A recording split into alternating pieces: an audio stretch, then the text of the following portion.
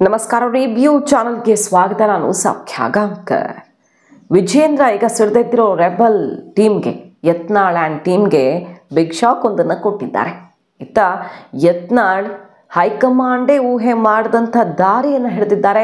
ರಾಜ್ಯ ಬಿಜೆಪಿಗೆ ಸಂಬಂಧಪಟ್ಟಂತೆ ಡೆಲ್ಲಿಯಲ್ಲಿ ಮಹತ್ವದ ಬೆಳವಣಿಗೆ ಮಾಹಿತಿನ ಮುಂದೆ ಇಡ್ತಾ ಇದ್ದೀವಿ. ಮಿಸ್ ಮಾಡಿದ್ರೆ ನಮ್ಮ ಚಾನಲ್ನ ಸಬ್ಸ್ಕ್ರೈಬ್ ಮಾಡಿ, ನಿಮ್ಮ ಅಭಿಪ್ರಾಯ ಕಮೆಂಟ್ ಮಾಡಿ ತಿಳಿಸಿ.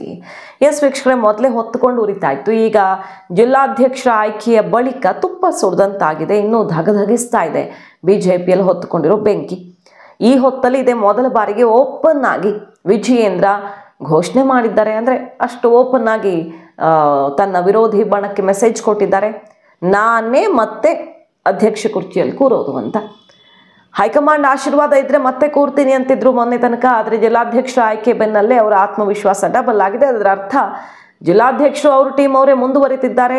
ಬಹುತೇಕರು ವಿಜಯೇಂದ್ರ ಲೆಕ್ಕಾಚಾರದಂತೆ ಹೈಕಮಾಂಡ್ ಅಧ್ಯಕ್ಷ ನೇಮಕಾತಿಯನ್ನು ಪಕ್ಕಾ ಮಾಡಿದೆ. ಜಿಲ್ಲಾಧ್ಯಕ್ಷ ನೇಮಕಾತಿ ಅಂದರೆ ಅದರ ಅರ್ಥ ವಿಜಯೇಂದ್ರ ಮುಂದುವರಿಕೆ ಕ್ಲಿಯರ್ ಅಂತ ಅಲ್ವಾ. ಹಾಗಾಗಿ ಇದೇ ಮೊದಲ ಬಾರಿಗೆ ವಿಜಯೇಂದ್ರ ಓಪನ್ ಆಗಿ ನಾನೇ ಮುಂದುವರಿತೀನಿ ಅಧ್ಯಕ್ಷನಾಗಿ, ಅದು ಎಲೆಕ್ಷನ್ ನಡೆದ್ರೂ ಸರಿ, ಬೇರೆ ಯಾವುದೇ ರೀತಿಯಲ್ಲಾದರೂ ಸರಿ, ಅಧ್ಯಕ್ಷ ಸ್ಥಾನದಲ್ಲಿ ನಾನು ಮುಂದುವರಿಯೋದು ಖಚಿತ, ಯಾರೂ ಏನು ಮಾತನಾಡಬೇಕಾಗಿಲ್ಲ. ಜಿಲ್ಲಾಧ್ಯಕ್ಷರ ಬದಲಾವಣೆ, ಈಗ ಆಯ್ಕೆಯಾದವರ ಬದಲಾವಣೆ ಸಾಧ್ಯವೇ ಇಲ್ಲ, ಅದು ಆಗೋದಿಲ್ಲ ಅನ್ನುವಂಥ ಮಾತನ್ನು ಕಡ್ಡಿ ತುಂಡು ಮಾಡ್ದಂಗೆ ಹೇಳಿ ಅಧ್ಯಕ್ಷ ಕುರ್ಚಿಯಲ್ಲಿ ಬದಲಾವಣೆ ಇಲ್ಲ ಅನ್ನೋದನ್ನು ಅನೌನ್ಸ್ ಮಾಡ್ದಂಗೆ ಆಗಿದೆ ಅಧ್ಯಕ್ಷರೇ. ಈಗ ಹೈಕಮಾಂಡ್ ನಾಯಕರು ಈಗಾಗಲೇ ಒಂದು ಮೆಸೇಜ್ ಕೊಟ್ಟಿದ್ದಾರೆ. ಸ್ವತಃ ಯಾರ ಉಸ್ತುವಾರಿಯಲ್ಲಿ ಅಧ್ಯಕ್ಷರ ಆಯ್ಕೆ ನಡಿಬೇಕಿತ್ತೋ ಶಿವರಾಜ್ ಸಿಂಗ್ ಚೌಹಾಣ್ ಅವರು, ಅವರ ಮೂಲಕವೇ ರಾಜ್ಯಕ್ಕೊಂದು ಮೆಸೇಜ್ ಬಂತು, ಎಲೆಕ್ಷನ್ ಮಾಡಿದ್ರೆ ಪಕ್ಷದಲ್ಲಿ ಒಡಕುಂಟಾಗುತ್ತೆ, ಹಾಗಾಗಿ ಒಮ್ಮತ ಅಭ್ಯರ್ಥಿ ಆಯ್ಕೆ ಖಚಿತ, ಈಗಿದ್ದವ್ರನ್ನ ಮುಂದುವರಿಸ್ತೀವಿ, ಬಟ್ ಎಲ್ಲರನ್ನೂ ಬ್ಯಾಲೆನ್ಸ್ ಮಾಡೋದಕ್ಕೆ ಬೇಕಾದ ವ್ಯವಸ್ಥೆ ಮಾಡ್ತೀವಿ. ಪದಾಧಿಕಾರಿಗಳ ಬದಲಾವಣೆ ಮತ್ತು ಸಂಘಟನಾ ಕಾರ್ಯದರ್ಶಿ ನೇಮಕ, ಪ್ರಧಾನ ಕಾರ್ಯದರ್ಶಿ ನೇಮಕ, ಇದೆಲ್ಲ ನಾವು ನೋಡ್ಕೊಳ್ತೀವಿ, ಯಾವ ರೀತಿ ಎಲ್ಲೆಲ್ಲಿಂದ ಯಾರ್ಯಾರನ್ನು ಕೂರಿಸ್ಬೇಕು ಅಂತ. ಬಟ್ ಅಧ್ಯಕ್ಷ ಮುಂದುವರಿತಾರೆ ಅಂತ ಮೆಸೇಜ್ ಅವ್ರ ಕಡೆಯಿಂದನೇ ಬಂತು. ಅದಾದ ಮೇಲೆ ಯತ್ನಾಳ್ ಬಣ ಸಿಡಿದದ್ದು. ಮೊನ್ನೆ ಅವರೇ ಹೇಳಿದ್ರು, ಯತ್ನಾಳ್ ಓಪನ್ ಆಗಿ ಹೇಳಿದ್ರು, ಯಾರು ದುಡ್ಡು ಕೊಡ್ತಾರೋ ಅವರೇ ಅಧ್ಯಕ್ಷ, ಇದಕ್ಕೆ ಯಾಕೆ ಎಲೆಕ್ಷನ್ ಮಾಡಬೇಕು, ಮತ್ತು ಹೆಸರಿಗೆ ಎಲೆಕ್ಷನ್ ಅಂತ ವಿಜಯೇಂದ್ರನೇ ಮತ್ತೆ ಕೂರಿಸೋಕೆ ಮತ್ತೆ ಯಾಕೆ ಎಲೆಕ್ಷನ್ ಮಾಡ್ತೀರಿ, ಯಾರು ದುಡ್ಡು ಕೊಡ್ತಾರೋ, ಯಾರು ಜೇಬು ತುಂಬಿಸ್ತಾರೋ ಅವ್ರಿಗೆ ಪಟ್ಟ ಅನ್ನೋದೇ ಆದರೆ ನಾವೆಲ್ಲ ಯಾಕೆ ಬೇಕು ಅನ್ನೋ ರೀತಿಯಲ್ಲಿ ಈಗ ಹೈಕಮಾಂಡ್ಗೆ ಸೆಡ್ ಹೊಡೆದಿದ್ದಾರೆ ಯತ್ನಾಳ್. ಹಿಂದಿನ ಬಿಜೆಪಿ ಉಸ್ತುವಾರಿ ಕೂಡ ಇದೇ ರೀತಿಯಲ್ಲಿ ವಿಜಯೇಂದ್ರ ಜನಪ್ರಿಯ ಮತ್ತೊಂದು ಅಂತ ಹೇಳಿ ಚೆನ್ನಾಗಿ ದುಡ್ಡು ಮಾಡ್ಕೊಂಡು ಹೋದ್ರು. ಈಗಿನ ಉಸ್ತುವಾರಿ ಕೂಡ ಅದೇ ದಾರಿಯನ್ನು ಹಿಡಿದಿದ್ದಾರೆ ಅಂತ ಅಗರ್ವಾಲ್ ವಿರುದ್ಧ ತಿರುಗಿ ಬಿದ್ದಿರೋದಷ್ಟೇ ಅಲ್ಲದೆ ಹೈಕಮಾಂಡ್ ವಿರುದ್ಧವೇ ಈಗ ಯತ್ನಾಳ್ ಬಣ ಸಿಡಿದಿದೆ. ಯಾಕಂದರೆ ಪರಿಸ್ಥಿತಿ ಆಗಿದೆ. ಯತ್ನಾಳ್ ಟೀಮ್ ಎಷ್ಟು ಮುಂದೆ ಹೋಗ್ಬಿಟ್ಟಿದೆ ಅಂದರೆ ಕಾಂಪ್ರಮೈಸ್ ಆಗಿ ಹೆಜ್ಜೆ ಹಿಂದಿಡೋ ಪರಿಸ್ಥಿತಿಯಲ್ಲೇ ಇಲ್ಲ. ಈಗ ಅಷ್ಟು ಮುಂದೆ ಹೋದ ಮೇಲೆ ವಾಟ್ ನೆಕ್ಸ್ಟ್? ವಿಜಯೇಂದ್ರ ಬದಲಾವಣೆ ಮಾಡೋ ಮನಸ್ಥಿತಿಯಲ್ಲಿ ಹೈಕಮಾಂಡ್ ಇದ್ದಿದ್ರೆ ಬೇರೆ, ಈಗ ಬದಲಾಯಿಸೋ ಮನಸ್ಥಿತಿಲಿ ಇಲ್ಲ ಅಂದಮೇಲೆ ಯತ್ನಾಳ್ ಬಣ ಏನು ಮಾಡುತ್ತೆ? ಈಗ ವಿಜಯೇಂದ್ರ ವಿರುದ್ಧ ಮಾತನಾಡಿದ್ದಾಯ್ತು, ಹೈಕಮಾಂಡ್ ವಿರುದ್ಧವೇ ಈಗ ಸೆಳೆದೆದ್ದಂಗೆ ಕಾಣಿಸ್ತಾ ಇದೆ. ವಿಜಯೇಂದ್ರನ್ನೇ ಮತ್ತೆ ಕೂರಿಸೋದಕ್ಕೆ ನೀವು ಯಾಕೆ ಮತ್ತೆ ಎಲೆಕ್ಷನ್ ಅನ್ನೋ ಹೆಸರು ಕೊಡ್ತಾ ಇದ್ದೀರಿ? ಜಿಲ್ಲಾಧ್ಯಕ್ಷರ ಆಯ್ಕೆ ಏಕಪಕ್ಷೀಯವಾಗಿ ನಡೆದಿದೆ. ಈಗ ಯಡಿಯೂರಪ್ಪನವ್ರ ಅವಶ್ಯಕತೆ ರಾಜ್ಯ ಬಿಜೆಪಿಗೆ ಇಲ್ಲ. ಯಡಿಯೂರಪ್ಪನವರು ಅಂದ್ರೆ ಕರ್ನಾಟಕ ಬಿಜೆಪಿ ಅನ್ನೋ ಪರಿಸ್ಥಿತಿ ಇಲ್ಲ. ಎಲ್ಲರೂ ಪಕ್ಷಕ್ಕೆ ಕೊಡುಗೆ ಕೊಟ್ಟಿದ್ದಾರೆ. ಇವತ್ತು ಪರಿಸ್ಥಿತಿ ಬೇರೆ ರೀತಿ ಇದೆ ಅನ್ನೋದನ್ನು ಹೈಕಮಾಂಡ್ ಅರ್ಥ ಮಾಡ್ಕೊಳ್ಳಿಲ್ಲ ಅಂದ್ರೆ ಪಕ್ಷದ ಭವಿಷ್ಯಕ್ಕೆ ಕಷ್ಟ ಅಂತ ಹೈಕಮಾಂಡ್ಗೆ ಸೆಡ್ ಹೊಡೆದಿದೆ ರೆಬಲ್ ಬಣ. ಯಾವಾಗ ಹೋಗ್ಬೇಕು ಏನೇನು ಅಂತ ತಯಾರಿ ಮಾಡ್ಕೋತಾ ಇದ್ವಿ. ಒಂದು ಮಾತನ್ನ ನಿಮ್ಗೆ ಬಹಳ ಸ್ಪಷ್ಟ ಎಲ್ಲ ಮಾಧ್ಯಮಗಳಿಗೆ ಅತ್ಯಂತ ವಿನಯಪೂರ್ವಕವಾಗಿ ಹೇಳೋದಂದ್ರೆ, ನಮ್ಮ ಶಕ್ತಿ ಬಹಳ ದೊಡ್ಡದಾಗಿದೆ. ಭಾರತೀಯ ಜನತಾ ಪಾರ್ಟಿ 140 ಸೀಟ್ ತರೋ ಶಕ್ತಿ ಇರುವಂತ ದೊಡ್ಡ ಗುಂಪು ತಯಾರಾಗಿದೆ. ಅಂಥವ್ರು ಇಂಥವ್ರ ಹೇಳಿಕೆಗಳಿಗೆ ನಾವು ಉತ್ತರ ಕೊಡ್ಲಿಕ್ಕೆ ಸಮಯವಿಲ್ಲ.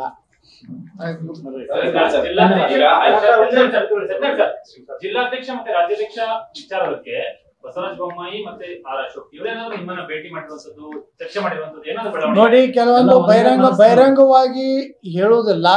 ಎಲ್ಲ ಒಂದೇ ಮನಸ್ಸಾಗಿದೆ, ಒಂದು ನಿರ್ಣಯ ಮಾಡಿಬಿಟ್ಟಿದ್ವಿ, ಡೂ ಆರ್ ಡೈ. ಇದೊಂದು ಯುದ್ಧವನ್ನ ನಾವು ಹಿಂದೆ ಸರಿ ಪ್ರಶ್ನೆ ಇಲ್ಲ. ಈಗ RSS ನಾಯಕರು ಕೂಡ ಅಶೋಕ್ ಅವ್ರ ಜೊತೆ, ಬೊಮ್ಮಾಯಿ ಅವ್ರ ಜೊತೆ, ಬೇರೆ ಪ್ರಮುಖ ಸೀನಿಯರ್ ನಾಯಕರು ಯಾರಿದ್ದಾರೆ ಅವ್ರ ಜೊತೆ ಮೀಟಿಂಗ್ ಮಾಡಿದೆ.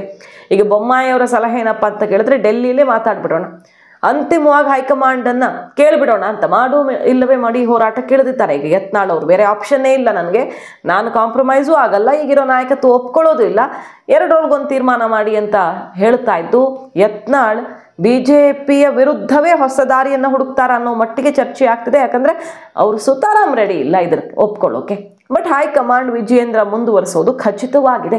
ಈಗ ಬಜೆಟ್ ಸೆಷನ್ ನಡೀತಿರೋ ಹೊತ್ತಲ್ಲಿ BJPಯ MP ಗಳೆಲ್ಲ ಮಾತನಾಡಲಿದ್ದಾರೆ ಈ ವಿಚಾರದಲ್ಲಿ. ಜಿಲ್ಲಾಧ್ಯಕ್ಷ ಆಯ್ಕೆ ಮತ್ತು ಅಧ್ಯಕ್ಷ ಸ್ಥಾನದ ವಿಚಾರದಲ್ಲಿ ಯತ್ನಾಳ್ ಅವರಿಗೆ ಡೆಲ್ಲಿಗೆ ಹೋಗ್ತಾ ಇದ್ದು, ಅಲ್ಲೇ ನಡ್ಡಾ ಅವರ ಜೊತೆಗೆ ಅರವಿಂದ್ ಲಿಂಬಾವಳಿ ಅವರು ನಿನ್ನೆಷ್ಟೇ ಭೇಟಿಯಾಗಿ ಹೈಕಮಾಂಡ್ಗೆ ತಲೆ ಬಿಸಿಯಾಗಿದೆ. ಅಷ್ಟರ ಮಟ್ಟಿಗೆ ದೂರುಗಳ ಸರಮಾಲೆ. ಇತ್ತ ಶ್ರೀರಾಮುಲು ಅವರು ಒಳ್ಳೆ ಅವಕಾಶ ಓಪನ್ ಆಗಿದೆ ಅಂತ ನನ್ನನ್ನು ರಾಜ್ಯಸಭೆ ಕಳಿಸ್ಕೊಡಿ ಅನ್ನೋ ಒಂದು ದಾಳವನ್ನು ಉರುಳಿಸಿದ್ದಾರೆ.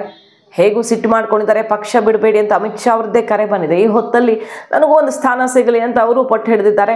ಡೆಲ್ಲಿಯಲ್ಲಿಯೇ ಈ ರೆಬಲ್ ಟೀಮ್ ಅಧ್ಯಕ್ಷ ಸ್ಥಾನಕ್ಕೆ ನಾವು ಯಾರನ್ನು ಕಣಕ್ಕಿಳಿಸ್ತೀವಿ ಅಂತ ಘೋಷಣೆ ಮಾಡಲಿದೆ. ಎಲೆಕ್ಷನ್ ನಡೆಸೋ ಮನಸ್ಥಿತಿಯಲ್ಲಿ ಹೈಕಮಾಂಡ್ ಇಲ್ಲ. ಆದರೆ ನಮ್ಮ ಕಡೆಯಿಂದ ಇವರು ಅಂತ ಘೋಷಣೆ ಮಾಡೋದಕ್ಕೆ ಈಗ ಡೆಲ್ಲಿಗೆ ಹೋಗ್ತಾ ಇದ್ದಾರೆ ರೆಬಲ್ ಬಣ್ಣದವರು. ಬಹುತೇಕ ಯತ್ನಾಳ್ ಹೆಸರೇ ಘೋಷಣೆಯಾಗಬಹುದು. ವಿಜಯೇಂದ್ರಗೆ ಇವರೇ ಸೆಡ್ ಹೊಡಿತಾರೆ ಅಂತ ಸ್ವಲ್ಪ ಕೊನೆ ಸುತ್ತಿನ ಮಾತುಕತೆ ಮಾಡಿ ಹೈಕಮಾಂಡ್ ಜೊತೆ ಇನ್ನೊಂದು ಸುತ್ತು ಚರ್ಚಿಸಿ ಹೆಸರನ್ನು ಅಂತಿಮಗೊಳಿಸಿ ಅನೌನ್ಸ್ ಮಾಡ್ತಾರಂತೆ ಡೆಲ್ಲಿಯಲ್ಲೇ, ನಮ್ಮ ಬಣದಿಂದ ಯಾರು ಅಧ್ಯಕ್ಷ ಸ್ಥಾನಕ್ಕೆ ಸವಾಲೊಡ್ತೀವಿ ಅಂತ.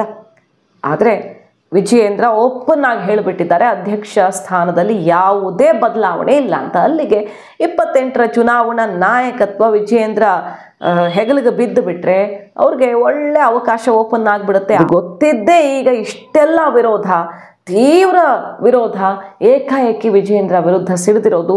ಕೆಲವರು ವಿರೋಧಿಸ್ತಿದ್ರು, ಈಗ ಹಲವರು ವಿರೋಧಿಸೋ ರೀತಿಯಲ್ಲಿ ಪ್ರಮುಖರೆಲ್ಲ ಸೇರ್ಕೊಳ್ತಿದ್ದಾರೆ ರೆಬಲ್ ಬಣವನ್ನು. ಅಂದರೆ ಕಾರಣ ಇಷ್ಟೇ, ಈ ಒಂದು ಪರೀಕ್ಷೆಯಲ್ಲಿ ಪಾಸ್ ಆಗಿಬಿಟ್ರೆ ವಿಜಯೇಂದ್ರ CM ಕುರ್ಚಿ ಕನಸು ಕಾಣೋದಕ್ಕೆ ಅವಕಾಶ ಓಪನ್ ಆಗಿಬಿಡುತ್ತೆ ಅನ್ನೋ ವಿಚಾರದಲ್ಲಿ. ಹಾಗಾಗಿ ಈಗ ರಾಜ್ಯ BJPಯ ಬಣ ಜಗಳ ಬಡಿದಾಟ ಡೆಲ್ಲಿಗೆ ವರ್ಗಾವಣೆಯಾಗಿದೆ.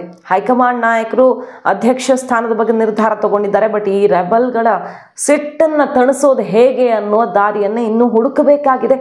ಸದ್ಯ ಈಗ ಸಂಘಟನಾ ಕಾರ್ಯದರ್ಶಿ ಒಬ್ಬರು ಹಿರಿಯರನ್ನೇ ಕಳಿಸ್ಕೊಡ್ತೀವಿ, ಹಾಗಾಗಿ ವಿಜಯೇಂದ್ರ ಏಕಪಕ್ಷವಾಗಿ ನಿರ್ಧಾರ ತಗೊಳ್ಳೋದಕ್ಕಾಗಲ್ಲ ಅನ್ನೋ ಉತ್ತರವನ್ನು ಕೊಡ್ತಾ ಇದ್ರೂ ಕೂಡ ಸಮಾಧಾನ ಮಾಡಿಕೊಳ್ತಾ ಇಲ್ಲ ವಿರೋಧಿ ಬಣ.